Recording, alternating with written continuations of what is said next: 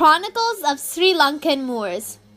The Muslims of Sri Lanka have been an intrinsic part of the Sri Lankan community since the advent of Islam and the exploration of Arab, Indian, Persian, and other Muslim traders to the island. Sri Lanka has been known by many names. The island was called Serendib in Arabic, which indicates Jewel Island, showing the existence of the island has been known to Arabs since a long period of time. There have been Muslims in Sri Lanka for well over 1,000 years. Historical records indicate the Arab trading presence in the island's coastal belt even before the origin of Islam. It was said the relationship in between the Arab traders and the natives of the island were extremely cordial. The Romans discovered the commercial value of Sri Lanka in the 1st century AD, and the island was visited by Greeks, Romans, Persians, Arabs, and Chinese traders. Some of the trading commodities of Sri Lanka at that time were cinnamon, precious stones, pearls, elephants, and ivory. The abatement of the Roman Empire in the 3rd century AD had a periodic decline in the Roman trade, and the Arabs and Persians filled up the vacuum, engaging in a rapidly flourishing intercoastal trade. After the triumph of Persia, Syria, and Egypt, the Arabs controlled all the important ports and trading stations between East and West. The Arabs from the Gulf had been coming straight to the island for trade, and the significant migration for settlement came via the Malabar coast in what is now Kerala. This brings to our mind the stories of the legendary Sinbad. The first Muslim merchants and sailors may have landed on Sri Lankan shores during the incipient era of Islam. The first Mohammedans reached Ceylon were the members of the House of Hashim, who fled in the face of the persecution of the tyrannical caliphates in the early part of the 8th century. The early Arab traders who visited Ceylon settled in the coastal belt of Ceylon, concentrating mainly in the southwestern towns of the country. However, the traces of Arab links with Ceylon were evident well before the Chronicles were penned.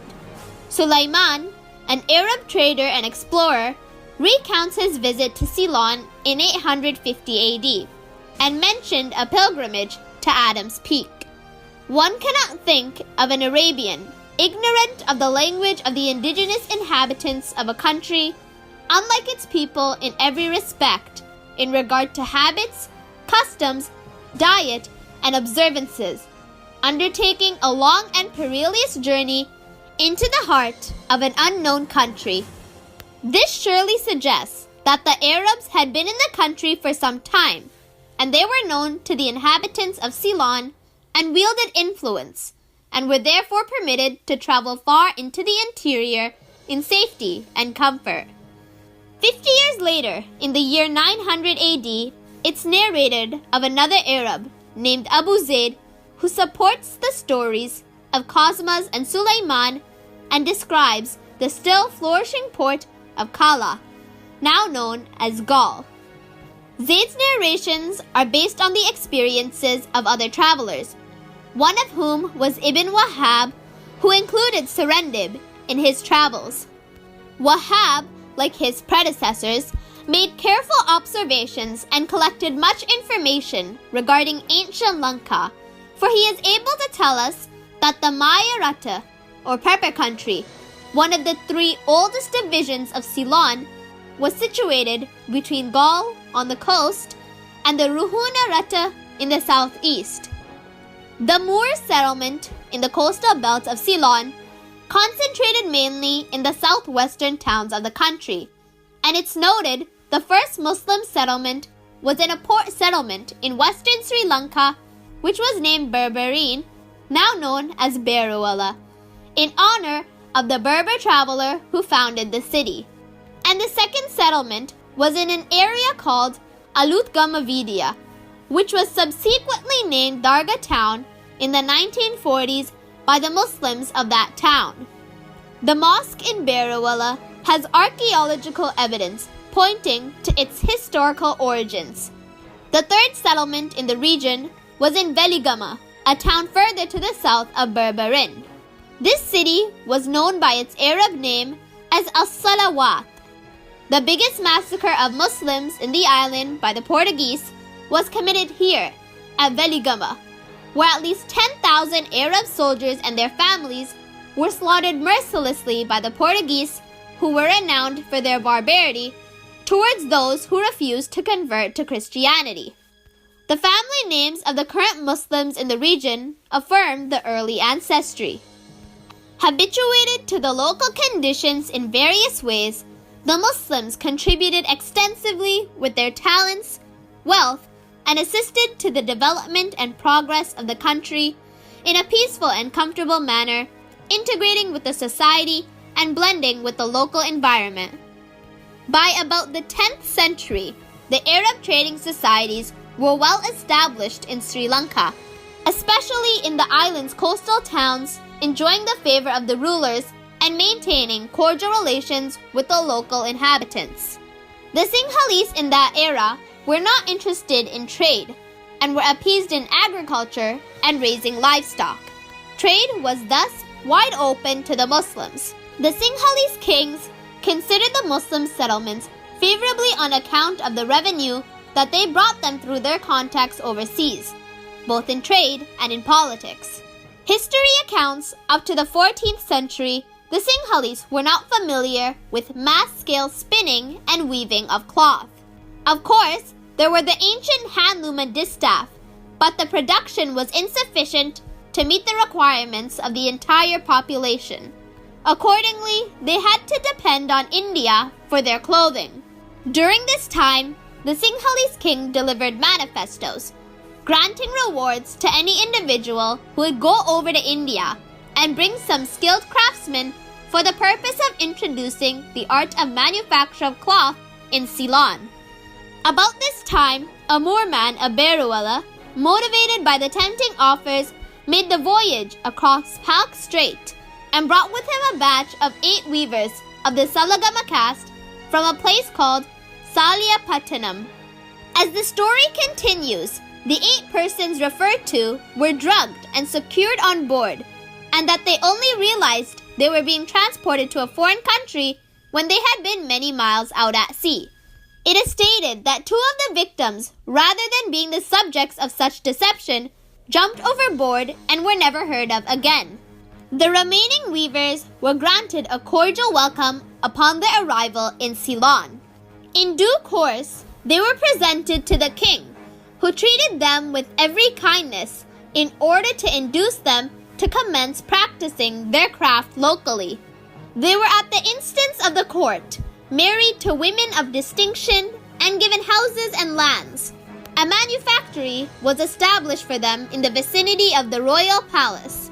The courtesy and avail of the Moors attracted themselves into royal favor. This acquired them a higher authority which they used to bestow their ability to the fullest within their territory along the sea coast. There is also a report in the history of Sri Lanka of a Muslim ruler, Vatami Raja, who reigned at Kurunegala, North Central Province in the 14th century. This factor cannot be found in history books due to their omission for reasons unknown by modern authors. Vatami Raja was the son of King Bhuvanaka Bahu I by a Muslim spouse, the daughter of one of the chiefs. The Sinhalese son of King Bhuvanaka Bahu I, Parakrama Bahu III, the real heir to the throne, was crowned at Dambadeniya under the name of Pandita Parakrama Bahu III. In order to be rid of his stepbrother, Vatami Raja, he ordered that his eyes be gouged out. It is held that the author of the Mahabhansa, Ancient History of Ceylon, had suppressed the recording of this disgraceful incident. The British translator Mudaliar Vijay Singha states that the original Ola leaf script was bodily removed from the writings and fiction inserted instead. The blinded Vatami Raja, also known as Bhuvanaka Bahu II or Alkoner, abbreviated from Al-Langar Koner, meaning chief of Lanka of Alageshwara, was seen by the Arab traveler Ibn Battuta during his visit to the island in 1344. His son, named Parakramabahu II, Alageshwara II, was also a Muslim. The lineage of Alageshwara kings of Muslim origin ended in 1410. Although all the kings during this reign may not have been Muslims, the absence of the prefix Sri Sangha Bodhi pertaining to the disciples of the Buddha to the name of these kings on the rock inscriptions during this 100-year period may be considered as an indicator that they were not Buddhists. Further, during Ibn Battuta's visit, a Muslim ruler called Jalasti is reported to have been holding Colombo, maintaining his hold over the town with a garrison of about 500 Abyssinians. Colonial Sri Lanka. The influx of Portuguese in 1505 afflicted the Muslims in their status, from which they never again recovered, as the Portuguese regarded them as their adversary in trade and enemies in faith. When the Portuguese first appeared on Sri Lankan shores, the Muslims warned the king, Sangha, nobles, and the people of the potential threat to the country's sovereignty. The contest between these Portuguese and the Moors was an unequal one, as the Portuguese were trained and disciplined soldiers conversant with well-equipped weapons and modern war methods unheard of by the peaceful and industrious Moor.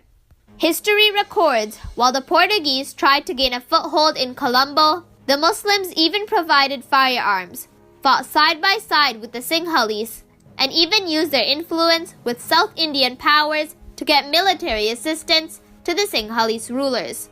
The Portuguese expelled the Muslims from Colombo and forbade the worship of any other religion. Installing themselves in Colombo, the Portuguese commenced a vigorous campaign of the cross.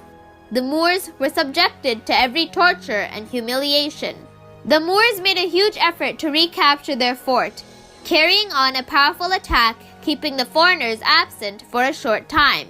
Following a fearless fight on the part of the Moors, they were forced to own defeat, owing to the superiority of arms and power the Portuguese possessed. Motivated by this success and fearing a consequent attack, Portuguese proceeded to erect a factory and rebuild the old mud fort of the Moors.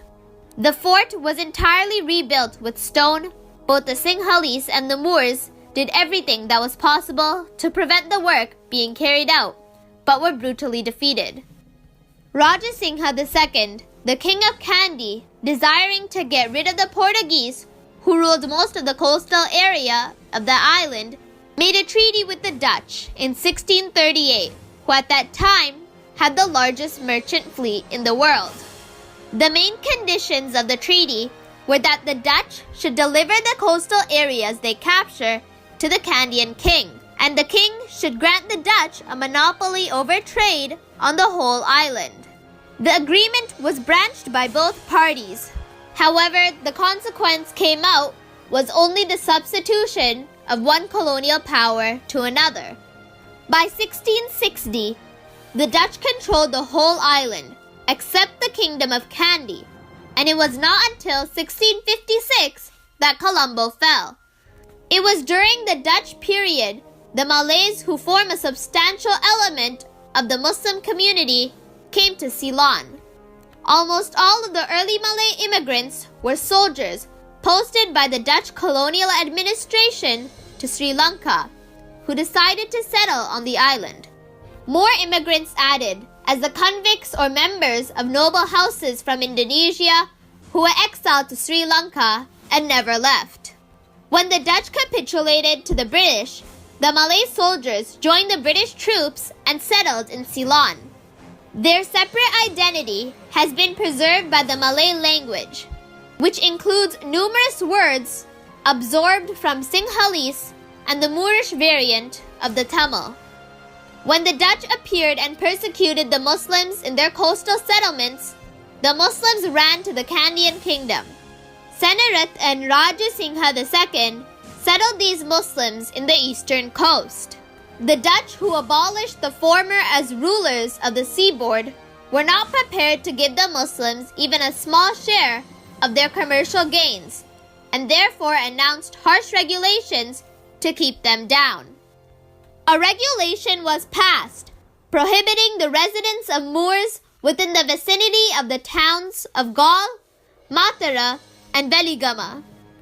This was at the time that Gaul was the chief port of call for the island, as well as Matara and Veligama were also important trade centers. Difficulties which this law enforced on the trade of the Moors were excessively afflicting them.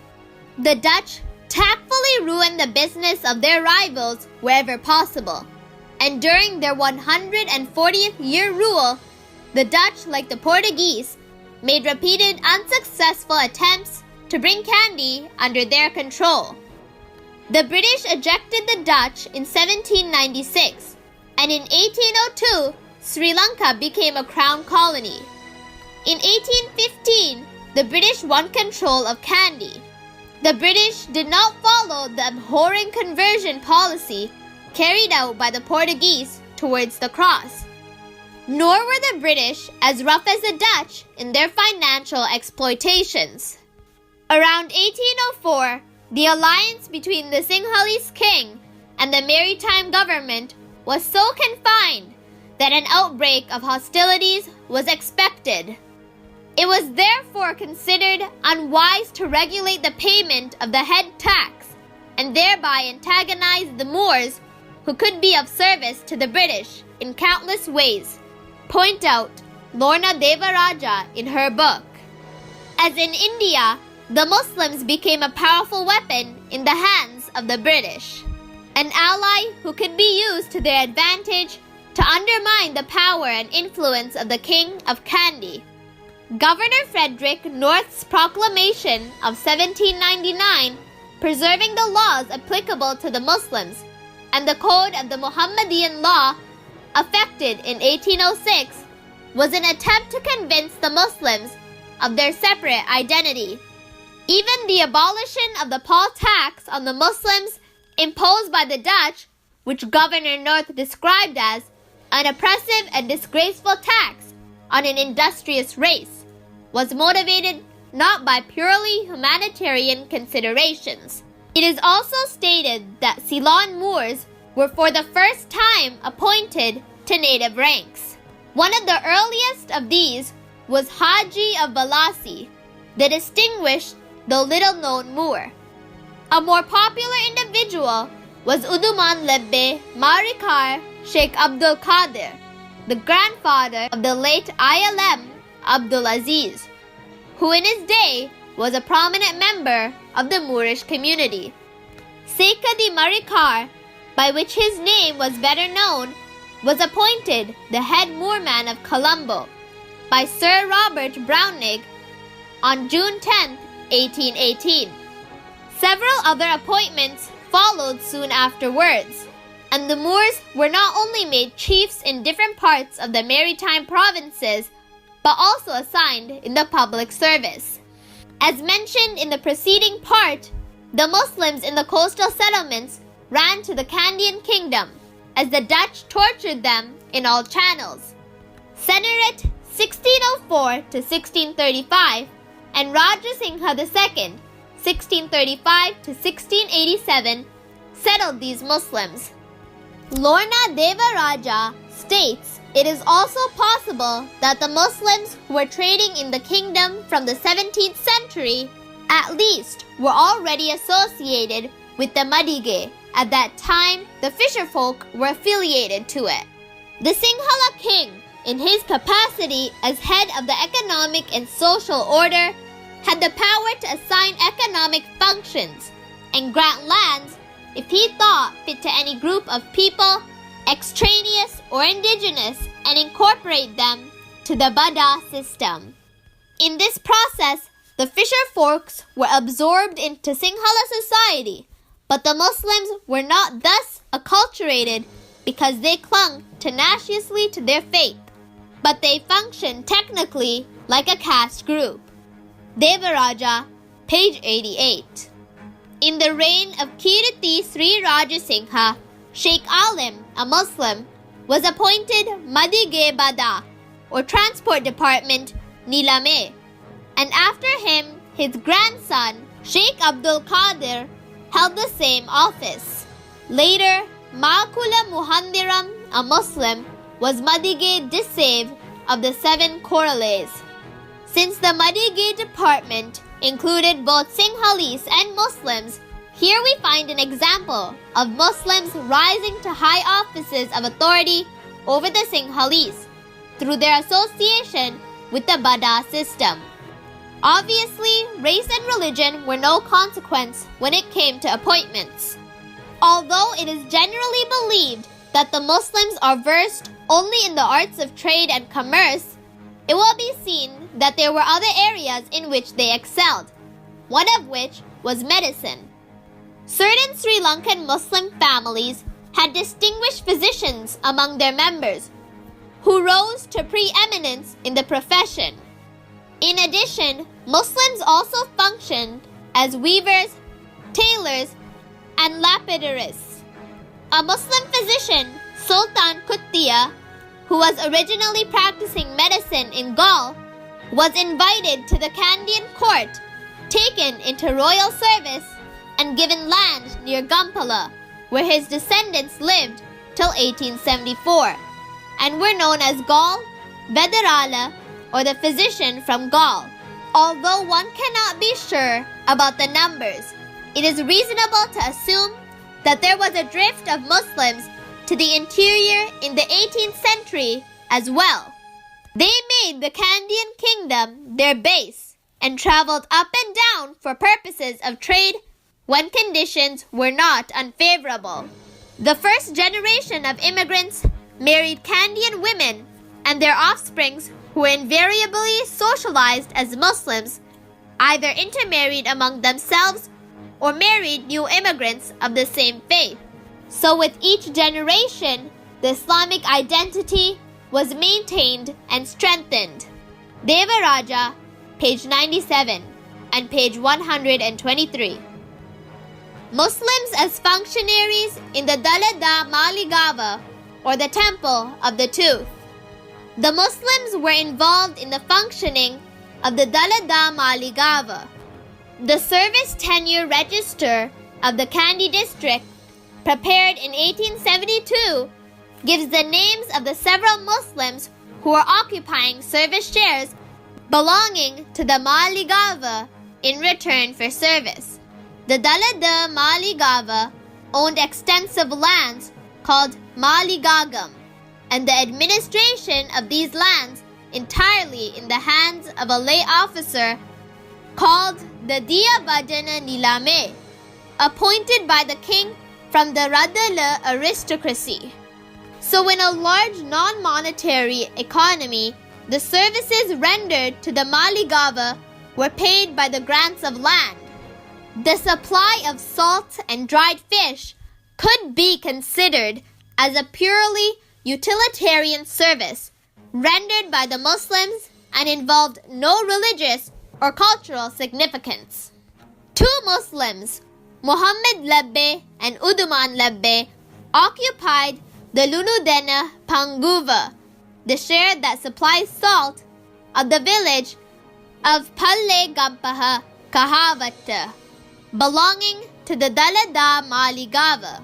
The service attached to the share was to supply the Maligava with 20 measures of good, clean salt for the New Year festival.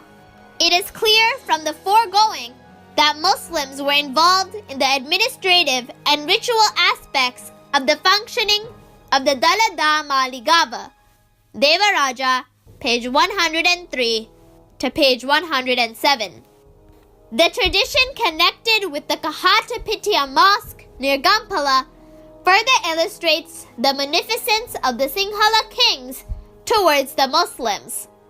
The site where the mosque now stands was a wasteland with few trees. According to tradition, an ascetic from Mecca sat here in meditation, and his dignified, motionless posture struck the attention of a toddy tapper who had come to tap the palm tree. In order to ascertain whether this figure was alive or dead, the tapper is said to have sliced off the tip of his nose. The ascetic remained motionless. The following morning, the toddy tapper was astonished to see the piece he had cut off reattached to the nose. The tapper was overawed and related his experience to the king Bhuvadaka Bahu IV, who visited the ascetic and asked him what he needed. "Only a strip of land to lay my head on," was the reply. When the king wished to know the extent required, the ascetic threw his bangle, called the Sakkara Valalla, in 4 directions and indicated the area. This was granted, and the area is still known as Sakkaran Kotuva. The saint Baba Kuf was deified, and a tomb was built in his memory. Later, a mosque sprung up on the same place, and it continues to be a well-known place of pilgrimage. Also, many lands have been granted to more men representing high authority within the kingdom. The Linde Kotuwa Gedera granted to Abdul Quddus in Gampala and several other offerings made to dignitaries shows how the Kandyan king showed remarkable contributions and tolerance towards the Muslims. There are several Muslim families in the Udurata even today, bearing the family names Muhandiram Lage, Vidana Lage, and Lekam Ge, all of which signify their official connections in the past. And as we examine this long odyssey of Ceylon Moors, it reveals a kind of saga where the foundation of an old community has been laid by early Arab traders.